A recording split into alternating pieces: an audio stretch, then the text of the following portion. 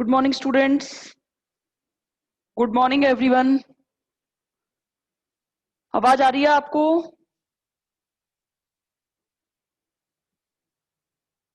आवाज आ पा रही है?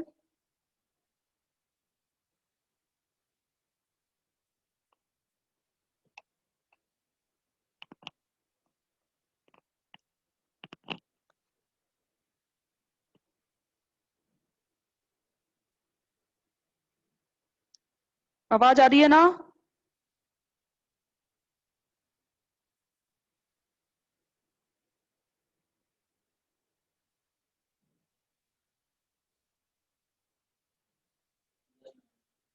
ओके, चलें स्टार्ट करें।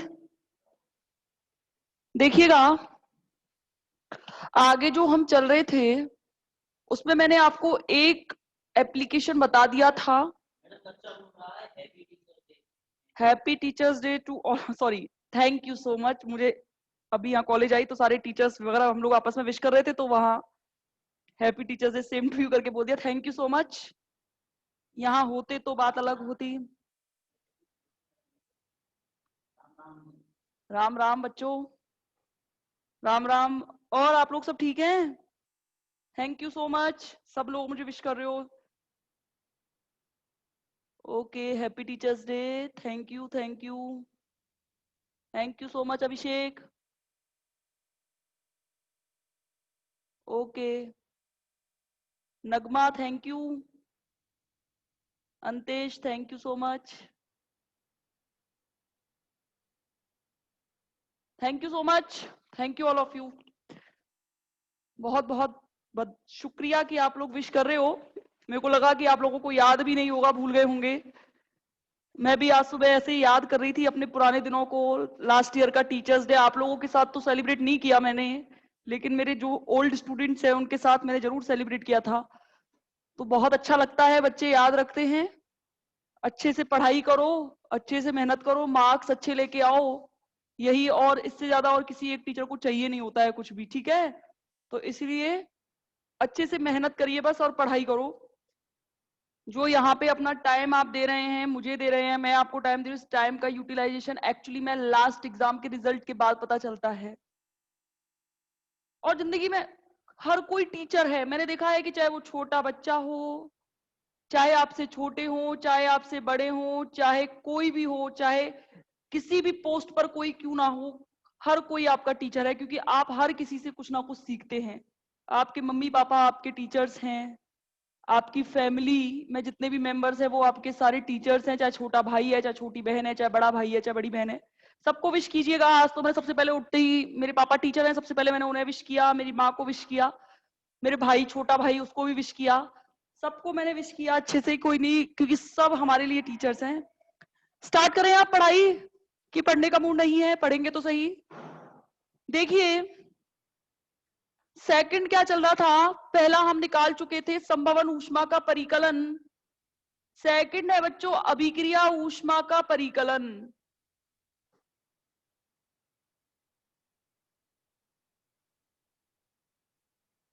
सेकंड है अभिक्रिया ऊष्मा का परिकलन।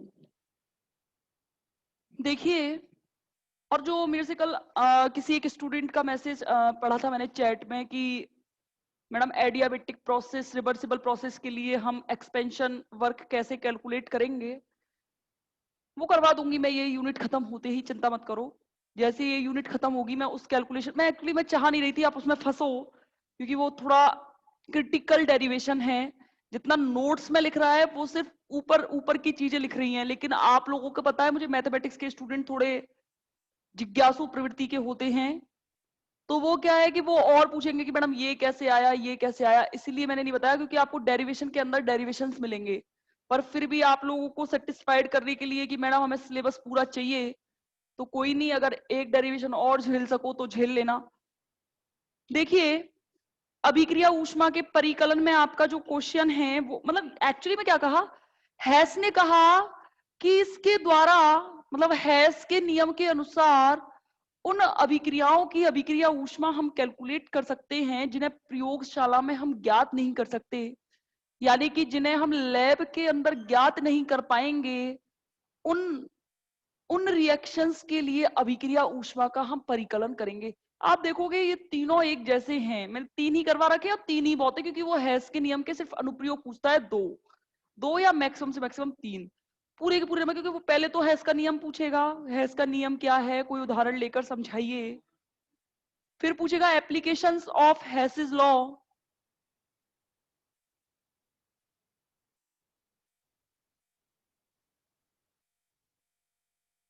अब देखिए मैं क्या बताऊं आपको, जैसे इसमें क्या है कि क्वेश्चन दे रखा है कि कार्बन मोनोऑक्साइड के बनने की व्याख्या करो। कॉपी पेन हाथ में होने चाहिए, जिसमें आपको दिया हुआ है कार्बन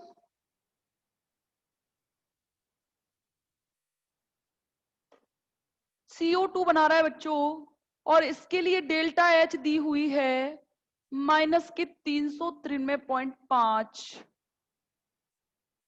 इसके बाद क्या दिया हुआ है आपका, एक और दिया हुआ है कि कार्बन मोनोऑक्साइड,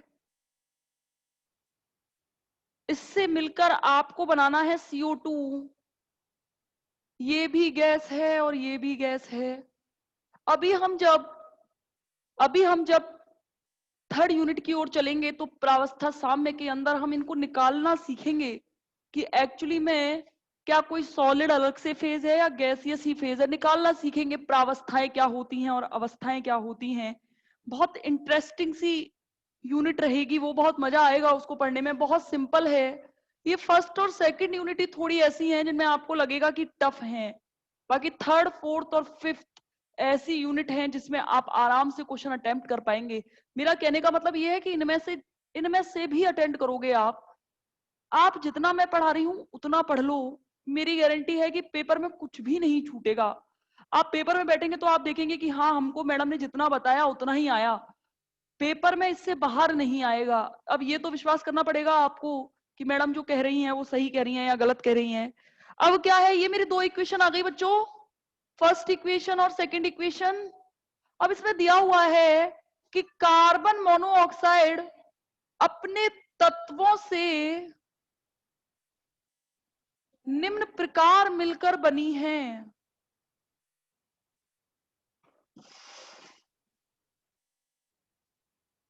और देखना वो कैसे बनी है, वो बनी है carbon gas plus O2, half O2 gas, और आपका बन रहा है CO।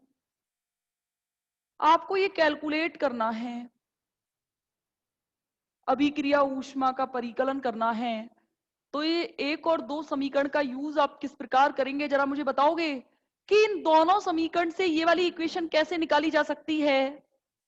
कोई बता सकता है कि मैडम मैं, आप ऐसा करो कि इन दोनों इक्वेशन का यूज करके ये थर्ड वाली इक्वेशन कैलकुलेट कर सकते हैं? कोई बता सकता है कैसे कैलकुलेट की जाएगी? कोई बता सकता है?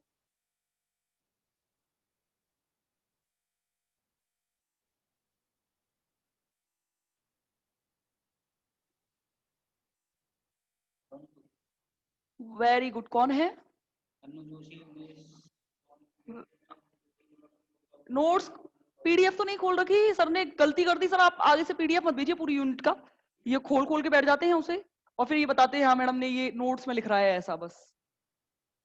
तो ये अब आगे से आपको उसी पेज की पीडीएफ मिलेगी जो मैं यहाँ पढ़ाऊंगी, समझ में आया? आगे से नेक्स्ट यूनिट के अंदर स्क्रीनशॉट का सिस्टम ही रख लेंगे और सबसे लास्ट में जब यूनिट हो जाएगी तब पीडीएफ भिजवा देंगे। देखिए समीकरण 1 में से 2 घटाना है, कैसे घटाओगे? क्या मैं इसे दोबारा लिखूं तो देखना कैसे घटाओगे। कार्बन में इसको एक बार और लिखना पड़ेगा, आप पेपर में बिल्कुल ऐसे ही करके आएंगे। डेल्टा H बराबर कितना है, माइनस के 393.5, और यहां से क्या आ गया, CO plus half O2, CO2 gas, और यहां दिया हुआ है डेल्टा H बराबर माइनस के 282.0। मुझसे बच्चों ने कहा कि समीकरण 1 में से 2 घटा दीजिए, तो यही किया है मैंने, माइनस लगा दो सब जगह। घटाइए। इधर वाली चीजों को कैसे घटाएंगे, ये देखिए ऊपर लिख दूं, ये वाली इक्वेशन लानी है हमें। कैसे लाई जा सकती है देखना। घटा रहे हैं हम, कैसे? Carbon solid plus O2 gas minus, यहां क्या आ रहा है, CO gas plus minus half O2 gas, ये गैस हैं। और एरो लगा के घटाते कैसे हैं, CO2 माइनस CO2। ध्यान रखना, हम घटाते कैसे हैं, लेफ्ट में से लेफ्ट को घटा दो और राइट में से राइट को घटा दो। अगर जोड़ना हो तो जोड़ने से फर्क नहीं पड़ता कि मैं पहले ये वाली इक्वेशन लिख दूं फिर ये वाली इक्वेशन लिख दूं, कोई दिक्कत नहीं है जोड़ने में। लेकिन माइनस में ध्यान रखना, लेफ्ट वाले लेफ्ट से घटेंगे और राइट वाले राइट से घटेंगे। तो देखना यहां से क्या बचा, CO2 से CO2 तो कैंसिल हो गया, पॉजिटिव और नेगेटिव है। यहां से क्या बचा, कार्बन सॉलिड माइनस के CO गैस, एक O2 में से आधा O2 गया तो कितना बचा बच्चों, मैडम प्लस का हाफ O2। क्यों, बड़ा कौन, ये वाला बड़ा है, ये वाले बड़े में से ये वाला घटाओगे तो चिन्ह किसका आएगा, जो बड़ा है उसका, तो ये चिन्ह आ गया है। यहां क्या आया, 0। ये घटाओ जरा, इसमें से इसको घटाओ, ये माइनस माइनस प्लस है और ये माइनस है, ये माइनस माइनस प्लस है और ये माइनस है। घटेगा और चिन्ह किसका आएगा, घटेगा और चिन्ह किसका आएगा, घटेगा और चिन्ह किसका आएगा, जल्दी बताओ। माइनस के 111.5 आ रहा है, किलो जूल पर मोल या किलो कैलोरी पर मोल के हिसाब से ले लो, कोई फर्क नहीं पड़ता है, हम चेंज कर लें। वो पेपर में देगा या तो किलो कैलोरी में देगा या किलो जूल में देगा। आपको एनर्जी दी हुई होंगी सारी, ये जितनी भी एनर्जी है ये सारी दी हुई होंगी। इक्वेशन आप खुद से फॉर्मेट करेंगे और इक्वेशन बना के आप इन्हें सॉल्व करेंगे। कभी कभी वो एप्लीकेशन से ही पूछ लेता है कि हैश के नियमानुसार कार्बन मोनोऑक्साइड के बनने की व्याख्या करो, तो वहां आपको ये पूरा पता होना चाहिए। वो लास्ट में ब्रैकेट में दे रखा होगा इसने कि कार्बन मोनोऑक्साइड की इतनी है एनर्जी, कार्बन की इतनी है एनर्जी, और आपको सॉल्व करना है। तो इक्वेशन आप खुद से लिखेंगे। ऐसा ही पूछता है, कंपटीशन में भी ऐसा ही आता है और आपके खुद के बीएससी के पेपर के अंदर भी बिल्कुल ऐसा ही आएगा।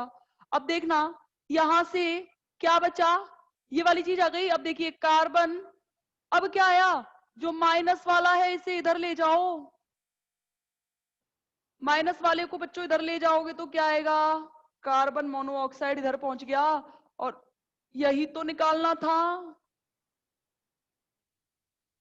यही तो निकालना था।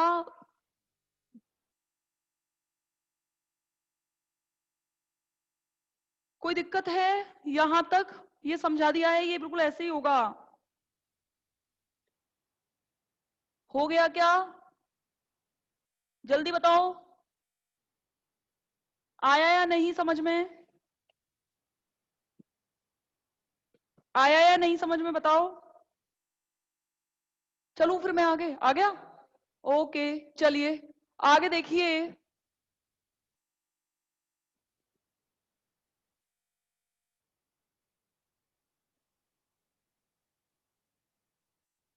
आगे सॉल्व करेंगे, हमारा क्वेश्चन है अगला, थर्ड एप्लीकेशन है संक्रमण ऊष्मा का परिकलन।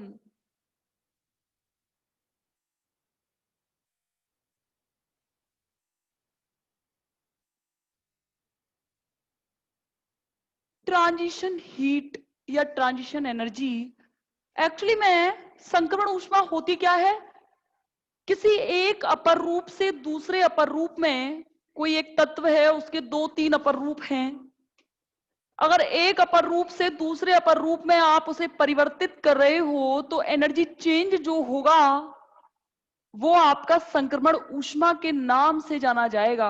अगर मैं ये कहूं हीरे कार्बन डायमंड से अगर आपको कार्बन ग्रेफाइट में बदलना है, कार्बन, ये जी फॉर ग्रेफाइट है, आप ऐसे मत सोचना गैस, ग्रेफाइट के नाम से मैंने इसे रिप्रेजेंट किया है। डायमंड से अगर आपको इसे ग्रेफाइट में चेंज करना है तो जो एनर्जी चेंज आएगा या ऊष्मा में जो परिवर्तन आएगा वो ऊष्मा संक्रमण ऊष्मा के नाम से जानी जाती है, और ऐसी अभिक्रियाएं संक्रमण अभिक्रियाएं कहलाती हैं। अब इसमें एक क्वेश्चन दे रखा है, वो क्वेश्चन से ही पढ़ेंगे क्योंकि एप्लीकेशन करना है हमें। इसमें क्वेश्चन दिया हुआ है, हीरा और ग्रेफाइट की दहन ऊष्माओं के मान क्रमशः, मैं ऐसे लिख रही हूं, हीरा व ग्रेफाइट की दहन ऊष्माओं के मान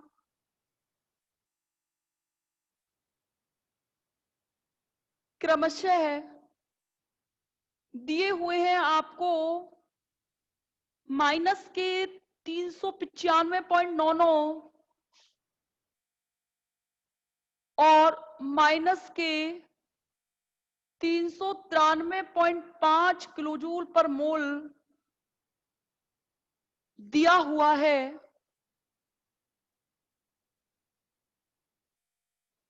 तो ये कह रहा है हीरे से ग्रेफाइट में, हीरे से ग्रेफाइट में परिवर्तित करना है।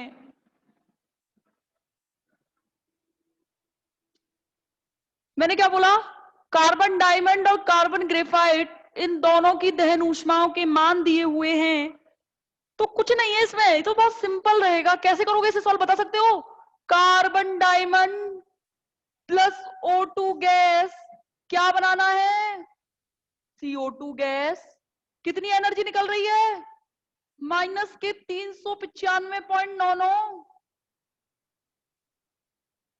और सेकंड कौन सी दे रखी है आपको? कार्बन, ये ग्रेफाइट है, फिर कह रही हूं ये ग्रेफाइट है।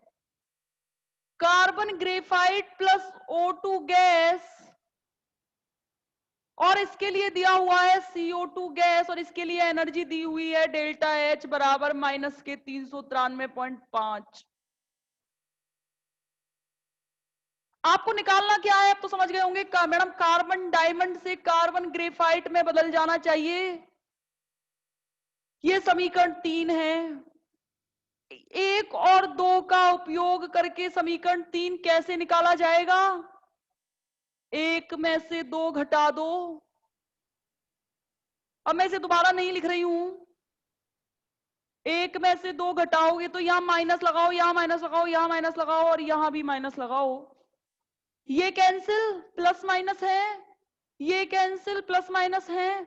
यहां क्या बचा? Carbon diamond minus carbon graphite, और इन दोनों को घटा दो। ये माइनस माइनस प्लस है, और ये माइनस के 395 हैं। इनको घटाने के बाद आपका आ रहा है माइनस के 1.88।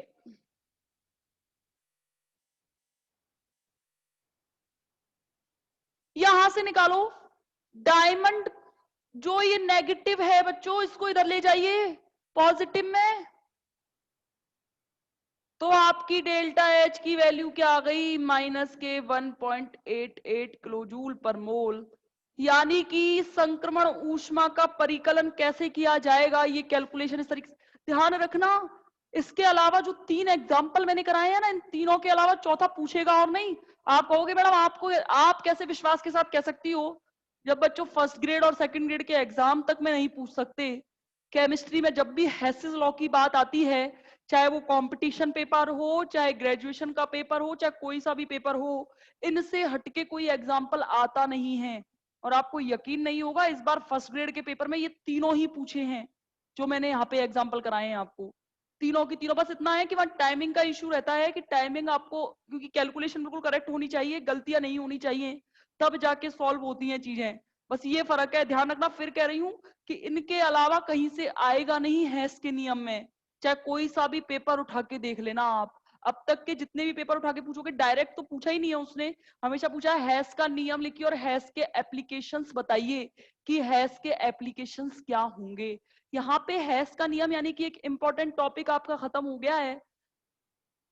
यहां तक किसी को कोई प्रॉब्लम है कि मैडम मुझे हैसेस लॉ समझ नहीं आया, एप्लीकेशन समझ नहीं आए? यहां तक कोई प्रॉब्लम है?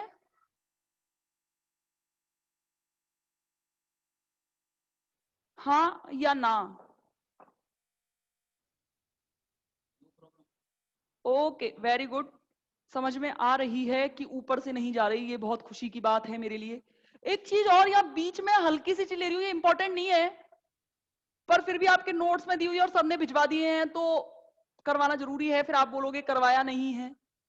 स्थिर दाब व स्थिर आयतन पर अभिक्रिया ऊष्मा।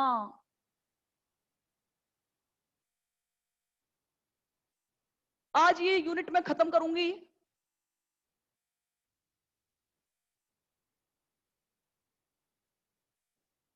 और इस यूनिट के बाद आपको एक टेस्ट मैं बना के दूंगी।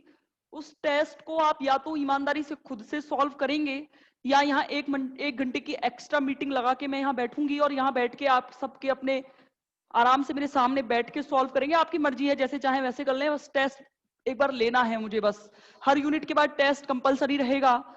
अब देखो, स्थिर दाब व स्थिर आयतन पर अभिक्रिया ऊष्मा का मतलब क्या है? कहीं मेरा ये मतलब तो नहीं, अगर मैं माना एंथैल्पी किस इक्वेशन से निकाली जा सकती है?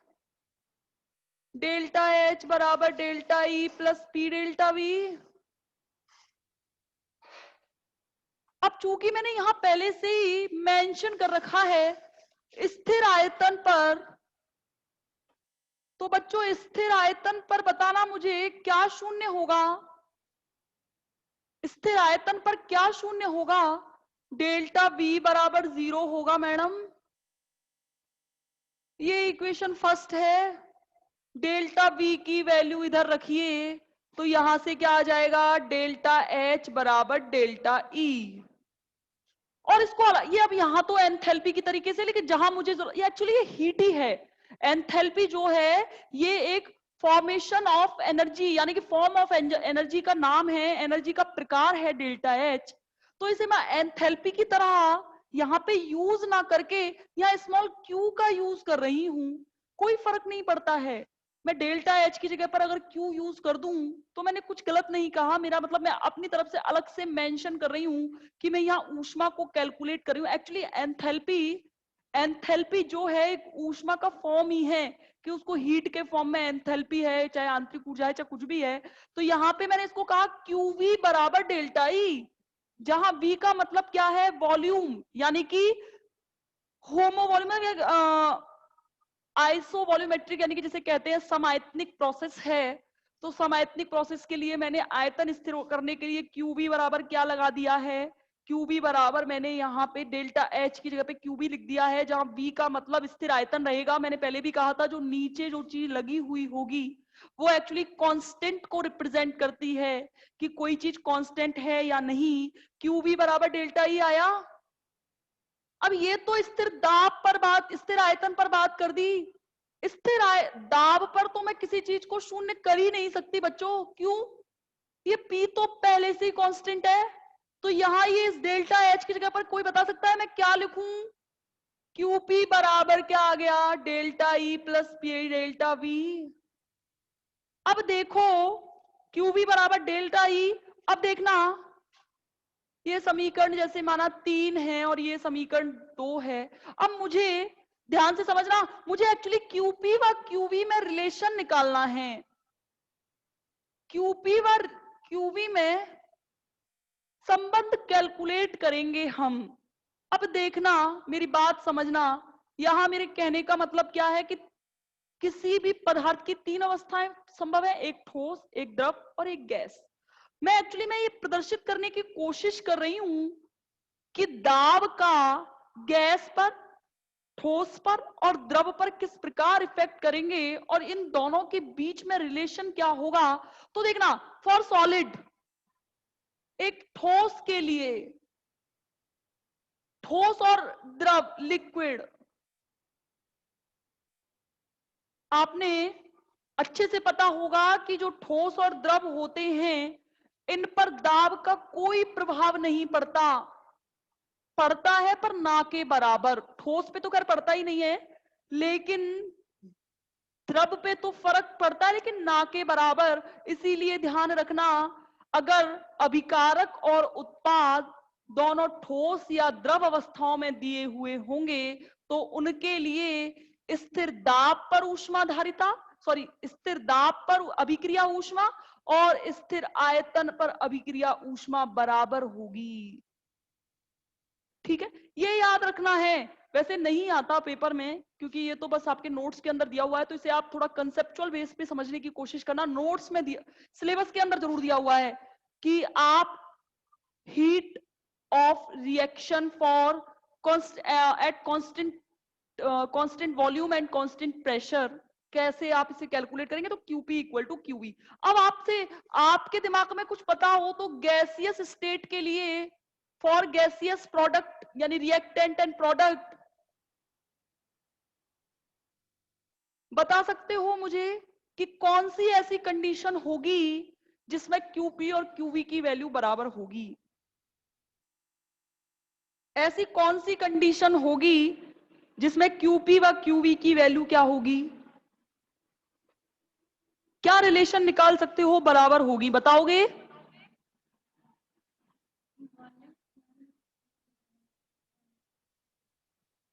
मैम इस लाइन को, कौन सी लाइन को, कौन सी लाइन को,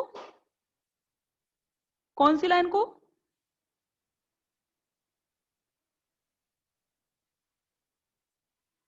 देखो एक्चुअली में जब हम गैस और द्रव की बात कर रहे होते हैं तो प्रेशर का कोई इफेक्ट होता नहीं। एक्चुअली प्रेशर पे ये है मेरी इक्वेशन, समझना मेरी बात। क्या हुआ? हाँ हाँ मैं समझ गई, सुनो देखो मेरी बात ध्यान से समझना, इधर देखना नगमा। जैसे आप QP और QV की वैल्यू एक बार देखना, मेरे को एक्चुअली में स्थिर दाब पर और स्थिर आयतन पर दोनों पे ही निकालनी है वैल्यू। ध्यान से देखो, अगर मैंने स्थिर दाब पर बात की है तो मेरी इक्वेशन ये आ गई, स्थिर आयतन पर बात की तो मेरी इक्वेशन ये आई या नहीं आई। अगर मुझे इन दोनों को इक्वल करना है तो इट मींस मेरा फर्क पड़ेगा कि मैं इस P को 0 कर दूं, या तो नगण्य कर दूं या P को 0 कर दूं। आयतन को आप ठोस और द्रव के लिए शून्य तो नहीं कर सकेंगे क्योंकि ठोस का कोई ना कोई आयतन तो होता है। ऐसा तो है नहीं कि ये सॉलिड रखा है और कुछ जगह नहीं घेर रहा है, ऐसा तो पॉसिबल है ही नहीं।